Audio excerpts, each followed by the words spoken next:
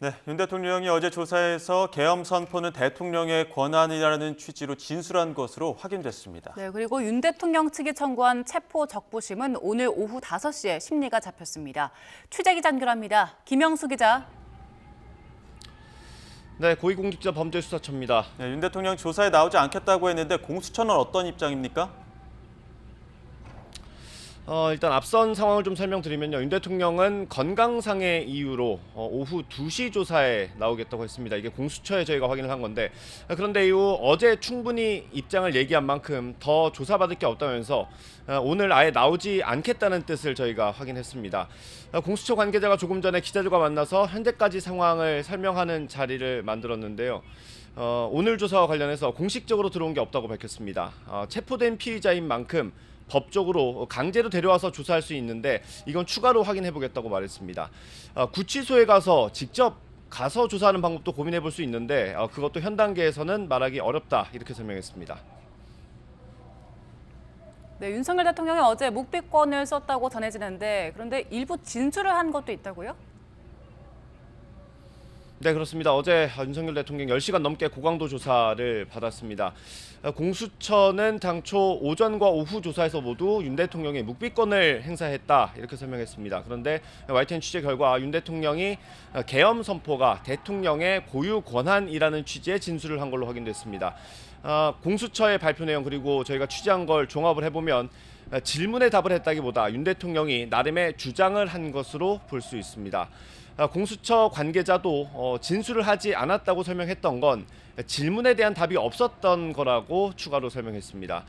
다만 윤 대통령이 서명이나 날인을 하지 않았기 때문에 유죄 증거로 활용되기는 어려운 상황입니다.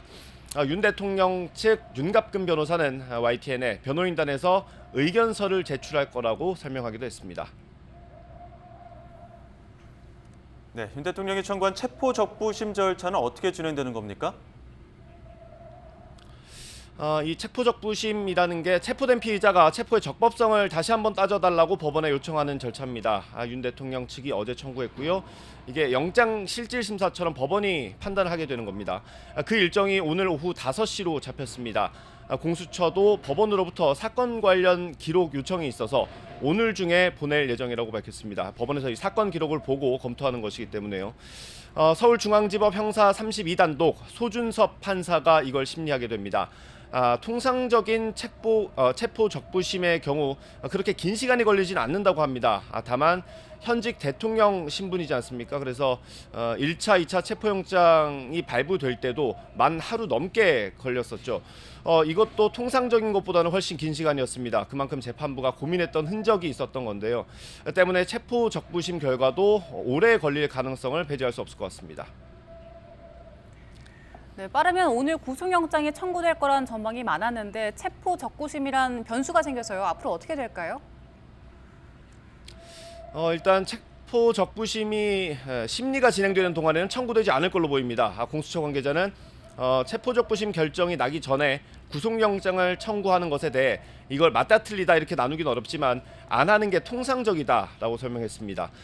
구속적부심이 청구되기 전에 체포영장 시한이 내일 10시 33분이었습니다. 체포됐을 때부터 48시간이니까요.